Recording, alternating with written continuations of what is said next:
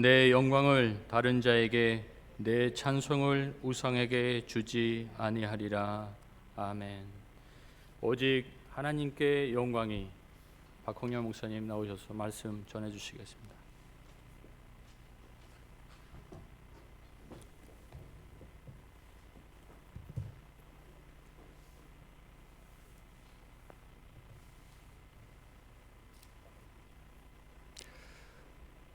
여러분 반갑습니다. 다들 건강하시죠? 오늘 특별히 몸이 아프신데도 불구하고 예배당에 나오신 분이 계십니다. 얼굴 뵈니까 너무 설교자는 힘이 납니다. 차흥주 목사님 또 건강 회복되고 있다는 반가운 소식을 들었습니다. 제가 잠깐 기도하겠습니다. 주님 은혜를 감사합니다. 저희들을 구원하시고 또 하나님 자녀로 삼아 주심을 감사합니다. 아버지 하나님, 구원의 은혜에 감격하여 이 시간 하나님 앞에 나와서 예배를 드립니다. 아버지 하나님, 이 예배는 하나님께 최상의 가치를 드리는 것임을 알고 마음을 다하여 주님 앞에 나갔습니다.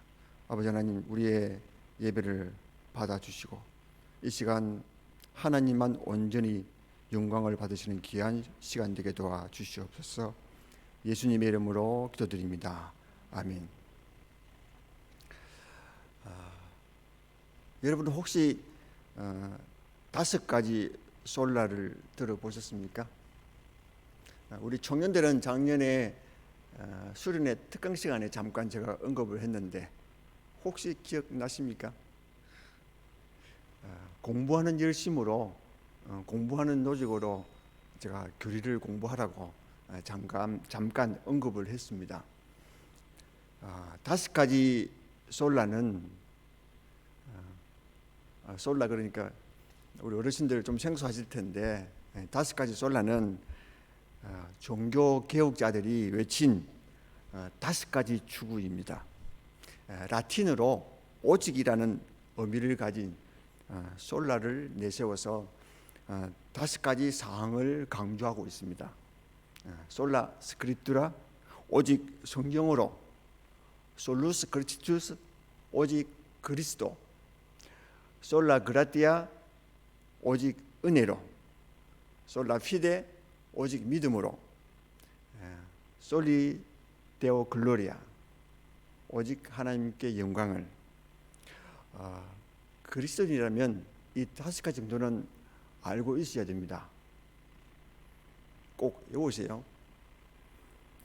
여러분 혹시 기억하실지 모르겠지만 제가 지난주 예수님에 대해서 말씀을 드렸죠.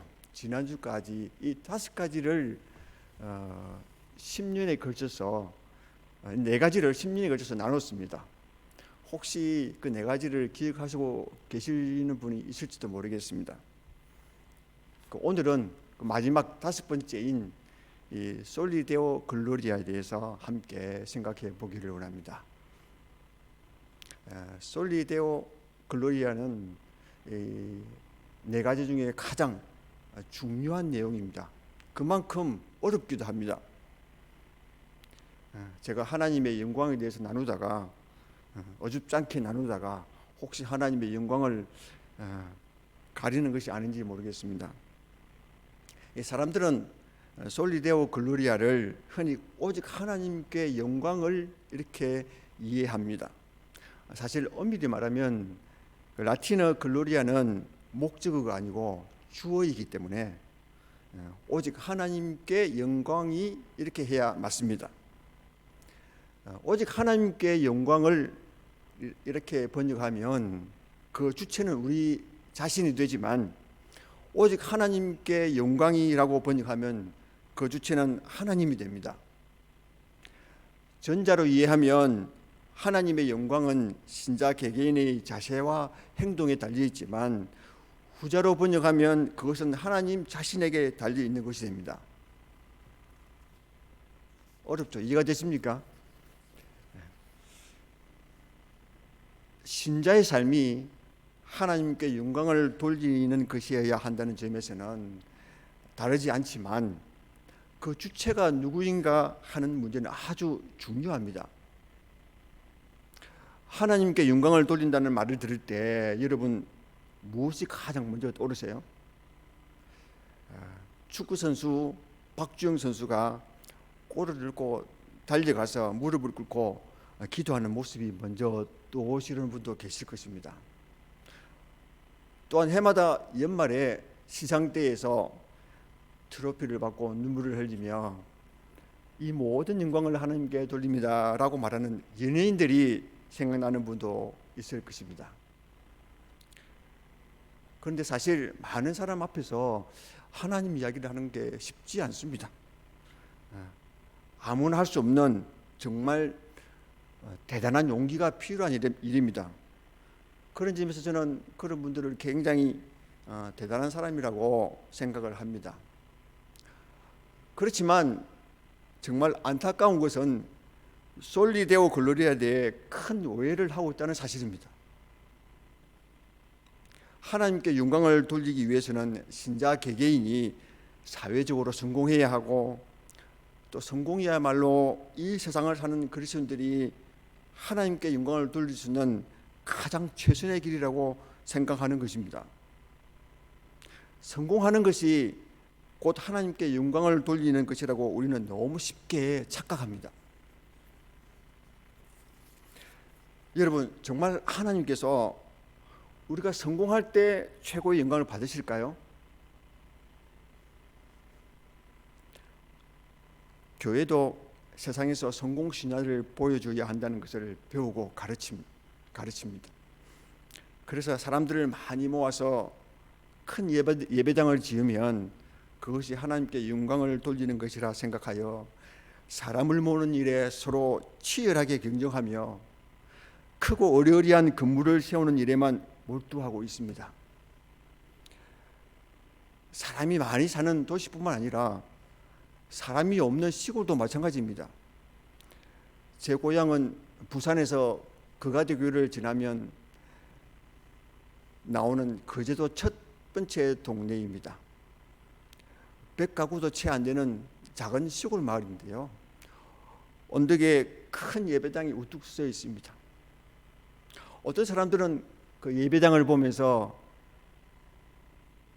하나님 얼마나 기뻐하실까 이렇게 하나님께 영광을 돌리시는 분도 있을 것입니다. 작은 시골 마을에 어울리지 않는 큰 예배당을 어떻게 바라보아야 할까요? 예배당을 지으면서도 멀리서도 우뚝 솟은 건물을 보고 많은 사람들이 찾아올 것을 기대했겠지요. 이웃 마을 이곳저곳에서도 차를 타고 와서 넓은 예배당 주차장을 꼭 채우게 되는 그런 꿈을 아마 꾸었겠죠. 그렇게 되었으면 참 좋겠습니다. 우리는 하나님께 영광을 돌린다는 명목으로 자신의 성공지향적인 심리를 포장하고 숨기며 정당화합니다. 이런 사람에게 하나님의 영광은 허울 좋은 대의명분과 수단에 불과하며 가장 큰 목적은 자신이 원하는 성공일 뿐입니다. 좀 심하게 말하면 내 영광을 위하여 하나님을 이용하는 것일 뿐입니다. 이러한 현상은 수단과 방법을 가리지 않는 성공제일주의와 결과 만능주의 위에 세워진 바벨탑입니다. 하나님은 과연 그러한 성공을 원하실까요? 우리 모두가 간절히 원하는 부흥은, 교회의 부흥은 정말로 누구를 위한 것일까요? 우리의 필요가 많지 않습니까? 그 소원의 동기와 목적이 정말 하나님으로부터 나온 것일까요? 교회 건물이 웅장하고 예배당에 사람들이 많이 몰려들기만 하면 정말 그것이 하나님께 영광이 될까요? 우리가 공부를 잘하고 좋은 직장에 다니고 돈을 많이 버는 등 세상에서 잘 되고 성공하면 그것이 하나님께 영광을 돌리는 유일한 길일까요? 성공하지 말아야 한다거나 성공 자체가 죄악이라고 말하는 것이 아닙니다. 하나님께서 원하시는 하나님의 사람은 성공하는 그리스도인보다는 오히려 겸손히 최선을 다하는 그리스도인입니다. 하나님께서는 자신의 말씀대로 자신의 뜻을 이룰 때 그것을 성공이라고 인정하십니다. 하나님께서 인정하시는 성공은 정직과 성실과 겸손을 결코 소홀히 여기지 않습니다. 세상적인 관점으로 볼 때 예수님의 삶은 성공과 아주 거리가 멀었습니다. 십자가에서 힘없이 죽임을 당하는 것은 성공한 삶이 아니라 실패한 사람 삶처럼 보였습니다. 그러나 예수님의 삶은 성공적인 삶이었습니다. 하나님의 뜻을 이루는 삶을 살았기 때문입니다. 요한복음 12장 23절 예수께서 대답하여 이르시되 인자가 영광을 얻을 때가 왔도다. 내가 진실로 진실로 너에게 이르노니 한 날에 밀이 땅에 떨어져 죽지 아니하면 한 날 그대로 있고 죽으면 많은 열매를 맺느니라. 요한복음 12장 27절 지금 내 마음이 괴로우니 무슨 말을 하리요. 아버지여 나를 구원하여 이때를 면하게 하여 주옵소서. 그러나 내가 이를 위하여 이때에 왔나이다. 아버지여 아버지의 이름을 영광스럽게 하옵소서 하시니 이에 하늘에서 소리가 나서 이르되 내가 이미 영광스럽게 하였고 또다시 영광스럽게 하리라 하시니. 예수님은 인자가 영광을 얻을 때가 왔다라고 말하고 나서 하늘의 밀이 많은 열매를 맺기 위해서는 땅에 떨어져 죽어야 한다고 설명한 후에 계속해서 지금 내 마음이 괴로우니 무슨 말을 하리요. 아버지여 나를 구원하여 이때를 면하게 하여 주옵소서. 그러나 내가 이를 위하여 이때에 왔나이다. 아버지여 아버지의 이름을 영광스럽게 하옵소서 기도합니다. 즉 그는 자신의 죽음이 가까워서 자신의 마음이 괴롭다고 고백하면서도 자신의 죽음이 바로 아버지의 이름을 영화롭게 하는 것이라고 말하고 있는 것입니다. 며칠 후에 자기가 팔리던 날 밤에 유다가 자리를 떼자 예수님은 요한복음 13장 31절에서 지금 인자가 영광을 받았고 하나님도 인자로 말미암아 영광을 받으셨다라고 말합니다. 요한복음 17장의 대제사장적 기도도 이렇게 시작합니다. 아버지여 때가 이르렀사오니 아들을 영화롭게 하사 아들로 아버지를 영화롭게 하게 하옵소서. 아버지께서 내게 하라고 주신 일을 내가 이루어 아버지를 영화롭게 하여사오니. 예수님은 자신의 죽음이 바로 아버지의 이름을 영화롭게 하는 것이라고 말하고 있습니다. 예수님의 십자가의 죽음은 하나님의 영광을 계시하는 사건입니다. 십자가의 영광이 들어 있습니다. 예수님의 온 생애가 오직 하나님의 영광을 위한 것이었습니다. 예수님은 태어날 때부터 또한 사역과 고난, 성춘에 이르기까지 모두가 아버지의 영광을, 아버지의 이름을 영광스럽게 하는 삶이었습니다. 하나님의 영광은 예수님의 십자가에서 극치를 이룹니다. 순종의 절정을 보여주는 것이 십자가의 죽음이기 때문입니다. 예수님의 순종을 통해 하나님의 뜻이 이루어졌습니다. 하나님의 뜻이 이루어짐으로 하나님의 영광이 빛을 발하게 됩니다. 그래서 예수님의 비천한 삶과 잔혹한 죽음은 오히려 자신과 아버지에게 영광을 가져다 주었던 것입니다. 예수님은 자신이 죽으심으로 하나님께 영광을 돌렸습니다. 그렇기 때문에 우리의 성공과 업적이 하나님의 영광이 된다고 쉽게 단정을 지어서는 안 되는 것입니다.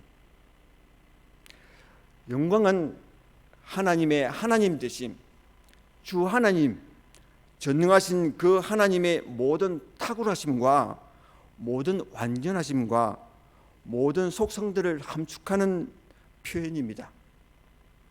그렇기 때문에 구약과 신약에서 때로는 하나님이 영광이라는 말로 그냥 불러지시는 경우가 많습니다. 하나님을 묘사할 수 있는 가장 좋은 말이 있다면 그것은 바로 영광이라는 말입니다. 그 이름이 영광인 하나님은 모든 찬송과 존귀를 받기에 합당한 분이십니다. 우리의 언어와 말에는 하나님의 영광에 적합한 표현을 찾기가 사실 불가능합니다. 그렇기 때문에 제가 오늘 하나님의 영광에 대해 설명하는 것도 사실 두렵습니다.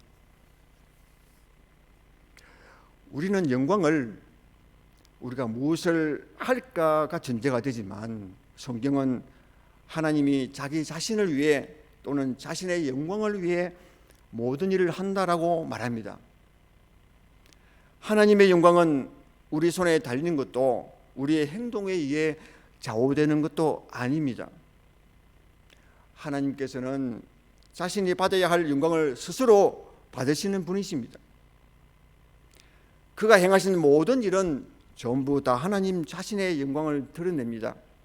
시편 19편 1절 하늘이 하나님의 영광을 선포하고, 여러분은 해와 달과 별들, 꽃들과 모든 피조세계 속에서 하나님의 영광을 보십니까? 그들은 모든 것들이 다 하나님의 영광을 선포합니다. 그러니까 모든 영광은 우리 자신이 아니라 하나님께 속한 것입니다. 시편 기자는 이것을 시편 115편에서 여호와여 영광을 우리에게 돌리지 마옵소서, 우리에게 돌리지 마옵소서, 주의 이름에만 영광을 돌리소서라고 표현했습니다. 이사야 42장 8절 나는 여호와니 이는 내 이름이라 나는 내 영광을 다른 자에게 내 찬송을 우상에게 주지 아니하리라고 말씀하셨고, 이사야 48장 11절에는 나는 나를 위하여 이를 이룰 것이라 어찌 내 이름을 욕되게 하리요 내 영광을 다른 자에게 주지 아니하리라고 하셨습니다. 하나님은 자신의 영광을 위해, 자기 이름을 위해, 자기 자신을 위해 모든 일을 행합니다. 영광은 오직 하나님께 속했기 때문입니다.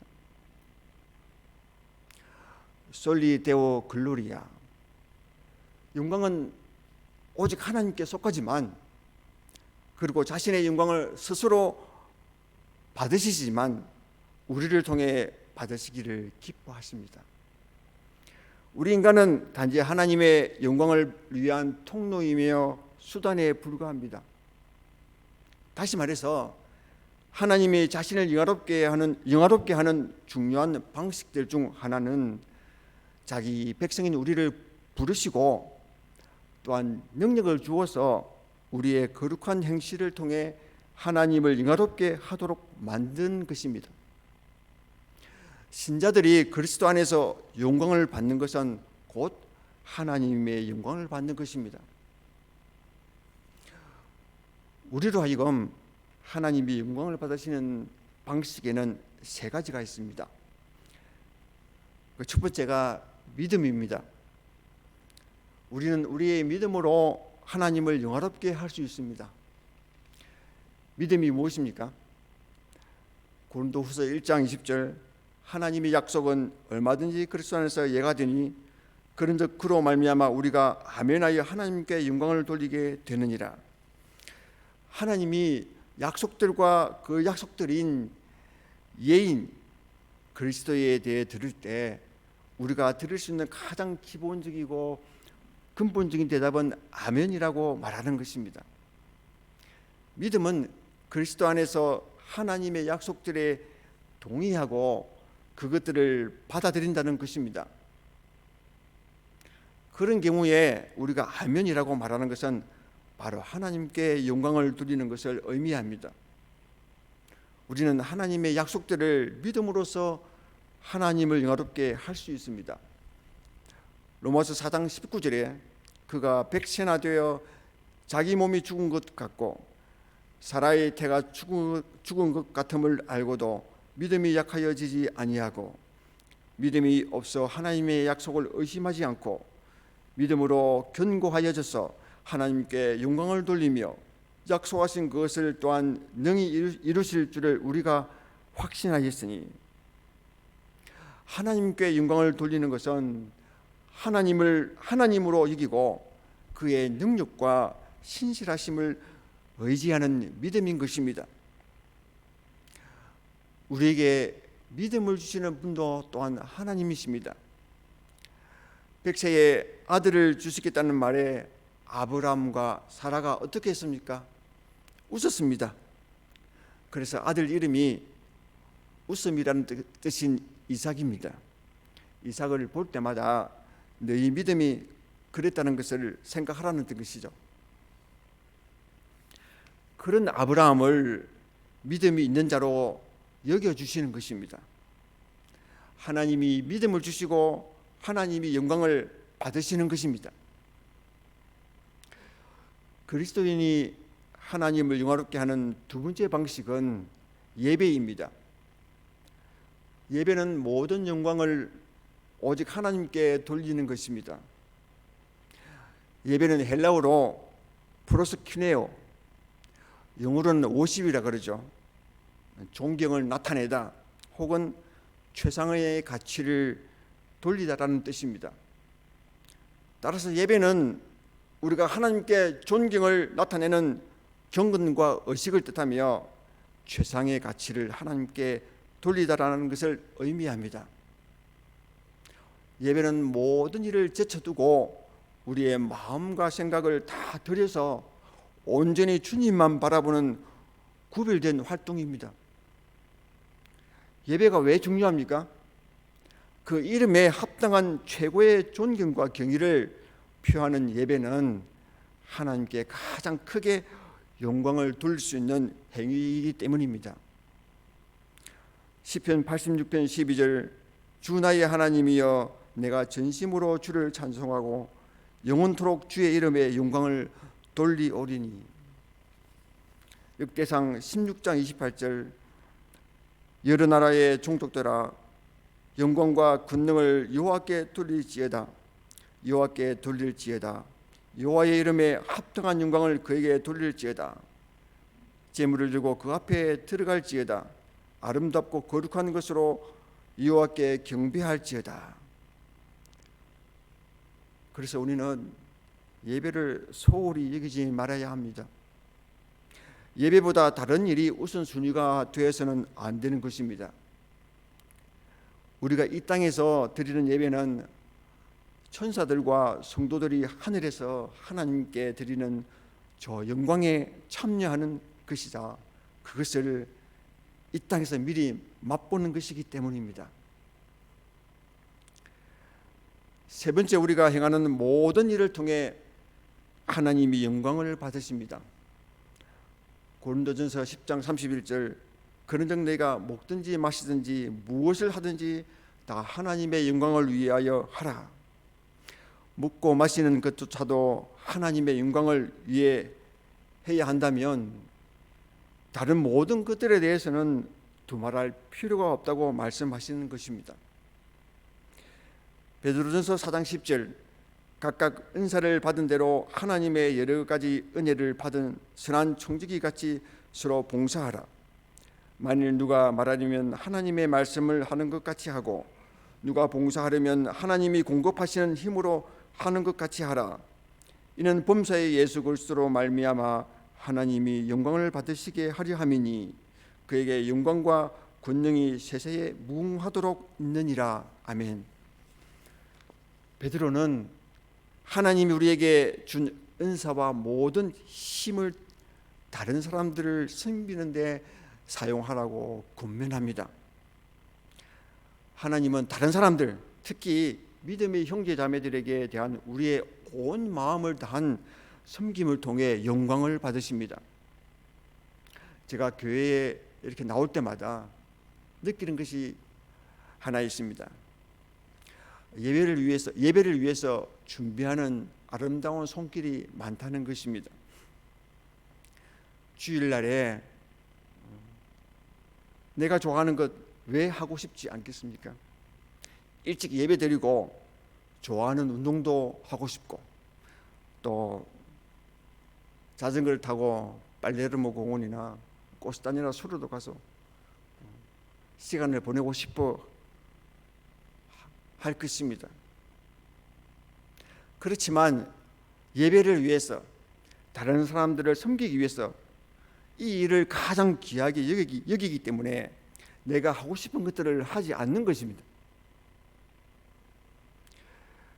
지난주에는 주차할 공간이 많은데도 늦게 오는 사람들이 교회 앞에 주차하도록 멀리 차를 대어놓고 걸어오는 분도 있었습니다. 눈에 보이지 않는 곳에서 섬기는 사람도 있습니다. 지금 우리가 보이지 않는 곳에서 동시통역으로 다른 사람을 섬기고 있다는 사실을 아십니까? 이 모든 섬김을 통해 하나님이 온전히 영광 받으실 줄 믿습니다.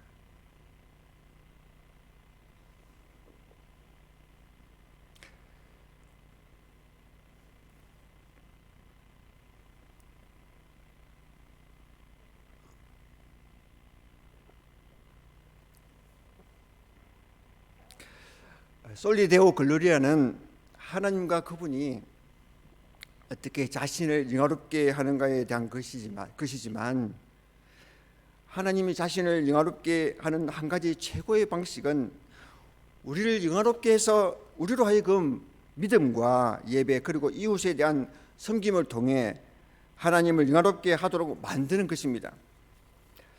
하나님은 자신의 영광을 위해 우리를 창조하셨습니다. 이사야 43장 7절 내 이름으로 불러지는 모든 자 곧 내가 내 영광을 위하여 창조한 자를 오게 하라. 그를 내가 지었고 그를 내가 만들었느니라. 웨스트민스터 소교리 문답서 1~2번에 보면 사람의 첫째 되는 목적이 무엇입니까? 라고 묻고는 그에 대한 해답으로 사람의 첫째 되는 목적은 하나님을 영화롭게 하고 영원토록 그를 즐거워하는 것입니다 라고 말하고 있습니다. 종교개혁자 루터와 칼빈도 우리의 궁극적인 목적은 구원을 얻는 데 있는 것이 아니라 하나님께 영광을 돌리는 데 있다고 했습니다. 하나님은 자신의 영광을 반영하도록 우리를 자신의 형상대로 지었지만 죄악된 인간은 로마서 1장 21절 하나님을 알되 하나님을 영화롭게도 하지 아니하며 감사하지도 아니하고 로마서 1장 25절 하나님의 진리를 거짓 것으로 바꾸어 피조물을 조물주보다 더 경배하고 섬겼습니다. 마땅히 하나님께 영광을 돌려야 할 인간은 영광을 돌리기는커녕 오히려 하나님께 돌려야 할 영광마저 가로챘습니다. 자기 영광을 추구하는 욕망이 바로 그것입니다. 그것은 우상숭배입니다. 우리는 하나님의 영광보다 자기 영광을 더 추구합니다. 자기 영광을 추구하는 것을 그 욕망을 교만이라고 합니다. 인간은 자기 영광 챙기기의 달인입니다. 자기 영광을 추구하는 것으로 자기의 즉 자기 사랑이 있습니다. 디모데후서 3장 1절에 너는 이것을 알라 말세에 고통하는 때가 이르러 사람들이 자기를 사랑하며. 우리 모두는 정도의 차이는 있지만 자기 자신에 대해 집착이 강하고 다른 사람에게서 칭찬과 인정을 받고자 하는 욕망으로 눈물어 있습니다. 다른 말로 표현하면 오만함, 자만심, 허영심, 과시욕, 자기 중심성 등입니다. 자기 사랑은 하나님을 경외하는 것을 방해합니다. 하나님을 경외하는 자는 하나님께 도취되어 있는 반면에 자기를 사랑하는 사람은 자신에게 도취되어 있습니다. 이 자기 사랑에게 허영심이라는 것이 있습니다. 허영심은 다른 사람에게서 인정받고자 하는 과도하고 병적인 욕망입니다. 허영심에 사로잡힌 사람은 일차적으로 주목받는 것과 인정받는 것과 박수갈채를 원합니다. 남의 시선을 끌기 위해 여자들은, 죄송합니다, 그렇지 않는 분들도 많이 있죠. 좋은 옷과 보석으로 치장을 하기도 하며, 또한 많은 사람들은 성형수술까지 합니다. 물론 한국의 이야기입니다. 그래서 한국의 그 TV에 나오는 사람들은 얼굴이 거의 비슷비슷하게 생겼습니다. 남자들도 마찬가지입니다. 요즘 남자들은 얼굴에 스킨과 로션 외에 다른 여러 가지를 더 바른다고 합니다. 제가 인터넷에 남자 화장품 바르는 순서를 쳐봤더니 이렇게 나옵니다. 스킨, 에센스, 로션, 수분크림, 아이크림, 자외선 차단제, 비비 또는 CC크림. 비비크림, CC크림은 제가 뭔지 모르겠습니다. 남자들이 왜 크고 좋은 차를 선호하고 또 차를 자주 바꾸시는지 아십니까? 남들에게 보이기 위한 목적이 가장 큽니다. 바로 허영심인 것입니다. 허영심은 솔리데오 글로리아와 정면으로 대치됩니다. 경건한 그리스도인은 하나님의 영광을 구하고 허영심에 사로잡힌 자는 자신의 영광을 구하기 때문입니다. 외식과 위선은 바로 허영심으로부터 말미암습니다. 우리는 스스로 쉽게 허영심에 끌리기 쉽다는 것을 알아야 합니다. 유튜브와 인스타그램, 페이스북 등은 이런 자기 사랑과 허영심을 부추기며 또 분출하는 통로입니다. 이러한 SNS들은 많은 친구와 팔로워들을 거느림으로 자신을 과시할 수 있게 해주는 구조로 되어 있기 때문입니다. 우리는 하나님의 영광보다는 우리 자신의 영광을 구하고 하나님보다는 우리 자신을 더 사랑하기 쉬운 존재인데, 오늘날의 문화풍조는 우리의 그런 악한 성향을 한층 더 부추기고 있습니다. 다른 태양으로부터 빛을 받아 우리에게 비추는 반사체입니다. 우리는 하나님의 영광을 드러내는 달과 같은 반사체로 부름을 받았습니다. 하나님의 영광을 드러내기 위해서는 그 영광을 드러내는 반사체의 영광이 죽어야 합니다. 내가 죽지 않고 살아있으면 하나님의 영광을 드러낼 수 없습니다. 그래서 우리는 자기 사랑에 힘쓸 것이 아니라 반대로 날마다 자기 부인을 해야 합니다. 하나님은 자신의 영광을 반사해내라고 우리에게서 자기 사랑하는 나를 자꾸 비워내십니다. 왜냐하면 우리는 하나님의 영광을 거부하고 우리의 영광을 더 좋아하고 더 채우기 때문입니다. 우리 자신의 영광을 철저하게 버리기 전까지는 결코 하나님께 영광을 돌릴 수 없습니다. 하나님이 우리를 비워내시는 방법은 우리의 삶에 개입해서 거기서 끌어내시는 것입니다. 우리 삶의 조롱과 실수, 모함, 배신, 질투, 다툼 등의 방법으로 세상에서 정을 떼게 만드십니다. 우리가 우리 힘으로 관계하는 것들, 내 명예, 내 인기에서 정을 떼라고 계속 불지르십니다. 세상으로부터 조롱을 받기도 하셨죠. 이해할 수 없는 모함을 받아서 힘드신 적도 있으셨죠. 배신도 당하신 분도 계실 것입니다. 죽고 싶은데 하나님은 도우시지 않습니다. 하나님은 우리가 나를 사랑하는 데서 빠져나오도록 도우시는 것입니다. 우리가 세상의 존경을 받는 곳으로도 인도하지 않습니다. 왜냐하면 자랑으로 가기 때문입니다. 자기 의로 쌓여 있기 때문입니다. 그래서 때로는 우리 삶에 개입해서 우리를 와르르 무너뜨리는 것입니다. 저도 가장 밑바닥에서 일을 하고 있습니다. 어떤 때는 알아들을 수 없는 욕을 한 바가지 들을 때도 있습니다.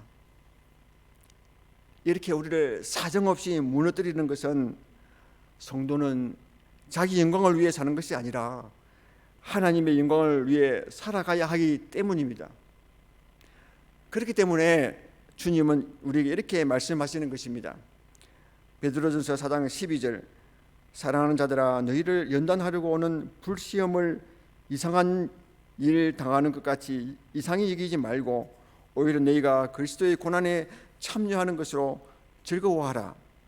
이는 그의 영광을 나타내실 때에 너희로 즐거워하고 기뻐하게 하려 함이라. 우리는 수많은 영적인 복들을 가지고 있음에도 불구하고 이 땅에서는 여러 가지 고난을 겪어야 하고 날마다 자기를 부인하며 인내의 견딤과 변함없이 주를 기다려야 하는 십자가의 삶을 살아야 합니다. 자기 부인은 우리가 본성적으로 가장 싫어하는 것 중 하나입니다. 자기 부인은 자기를 미워하는 것이 아닙니다. 다만 하나님의 뜻을 거역하고 우리 자신을 섬기고자 하는 죄악된 성향을 거부하는 것입니다. 하나님의 뜻을 대적하는 저 악한 욕망을 거부하는 것입니다. 말씀을 맺겠습니다. 예수 그리스도께서 아버지를 영화롭게 하시는 것의 절정은 십자가입니다. 우리가 하나님께 영광을 돌리는 삶을 살려면 십자가를 붙잡아야 합니다. 십자가는 무엇입니까? 자기가 사라지는 것입니다. 내가 죽는 것입니다. 죽는 척하는 것이 아니라 완전히 죽는 것입니다.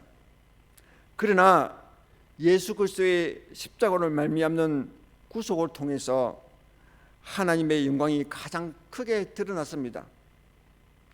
저와 여러분이 이처럼 그리스도인이 된 것은 오직 하나님의 은혜 때문인 것입니다.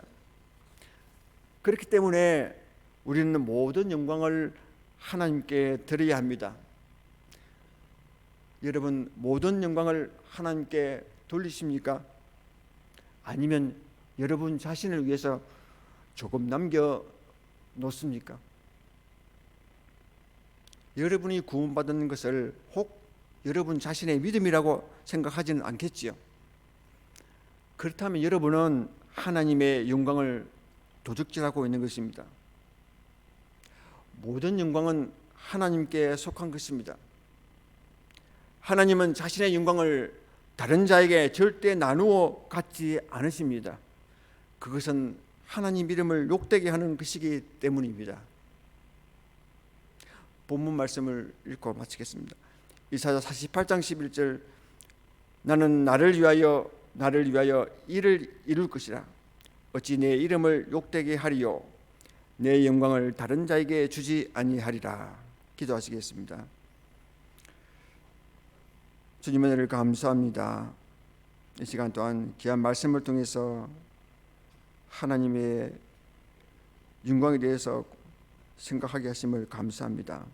우리의 삶 속에서 하나님 뜻이 온전히 이루어져서 하나님의 영광만 돌리는 삶이 되게 하시고 오직 하나님의 영광이 드러내는 우리 모두가 되게 하여 주시옵소서. 예수님의 이름으로 기도드립니다. 아멘.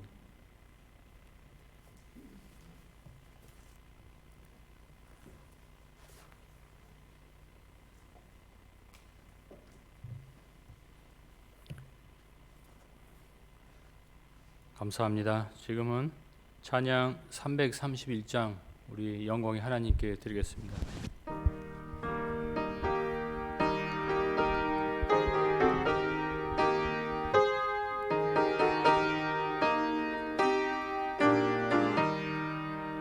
영광을 받으신 만유의 주여, 우리와 명령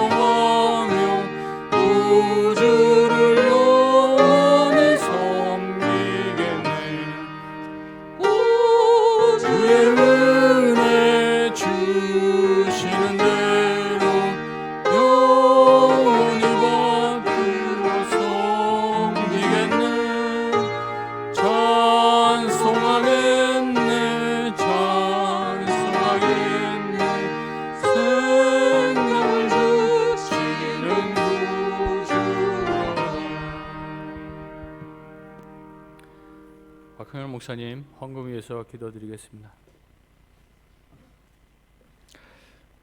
주님 감사합니다. 이 시간 또 중성껏 준비한 예물을 하나님께 드립니다. 주님 받아주시옵소서. 아버지 하나님, 저에게 참 드릴 믿음을 주셔서 감사합니다. 아버지 하나님, 이 물질 드릴 때마다 우리에게 주신 모든 것들이 하나님의 것임을 고백하는 그런 신앙 고백이 되게 하옵소서. 아버지 하나님, 이 물질이 쓰이는 곳마다 하나님 영광 나타나게 인도하여 주시옵소서. 아버지 하나님, 특별히 이 시간 간구하옵기는 또한 몸이 열화신 어르신들 주님 기억하여 주시옵소서. 또한 마음의 어려움으로 고통 가운데 있는 분 있습니까? 주님 찾아가셔서 만져주시고 위로하여 주시옵소서. 또한 이 시간 특별히 몸이 아픈데도 예배를 사모하여 이 예배당에 나온 또 주의 종이 있습니다. 하나님 건강을 회복시켜 주시고 힘을 주시고 날마다 구원의 은혜로 감격하며 하나님을 찬양하는 하루하루가 되도록 주님 특별히 붙들어 주시기를 간절히 원합니다. 어려운 시기에 우리의 생업을 지켜주시고 혹 그렇지 아니할지라도 늘 감사와 찬송으로 하나님께 영광을 돌리는 저희들 다 되게 하여 주시옵소서. 감사드립니다. 예수님의 이름으로 기도드립니다. 아멘.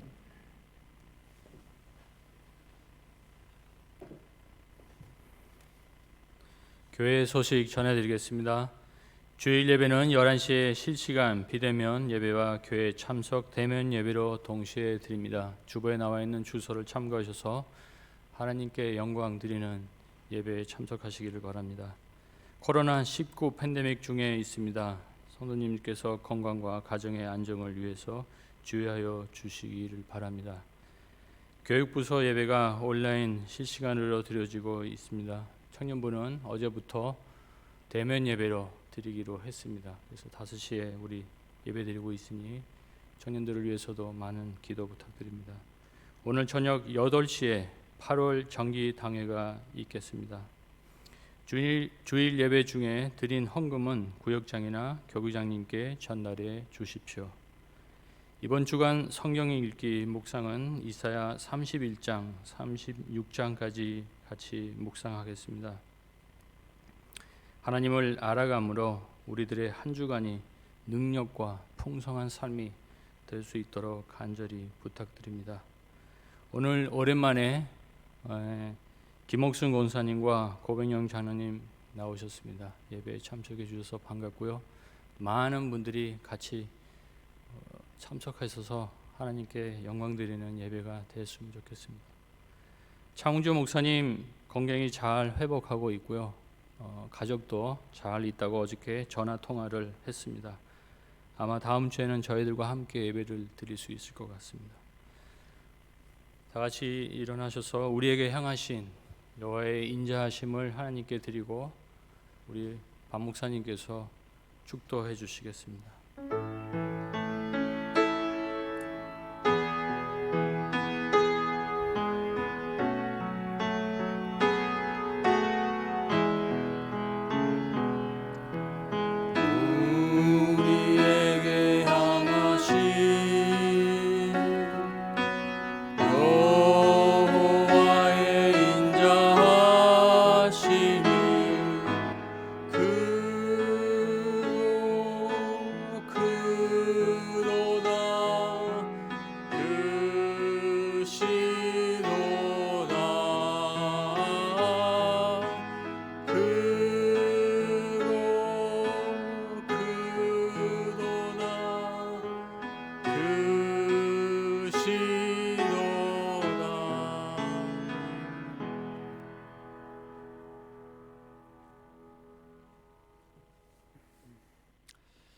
이제는 우리를 구원하신 구주 예수님의 크신 은혜와 성부 하나님의 무한하신 사랑과 성령님의 교통 이루하심이 우리 자신을 영광스럽게 하는 삶에서 떠나서 오직 하나님의 영광만 받아서 그것을 반사해내기로 결심하고 다짐하는 이곳에 머리 숙인 주의 모든 백성들 머리 위에와 이 예배에 함께 참여하는 모든 이들 머리 위에 이제로부터 영원토록 함께 있을지어다. 아멘.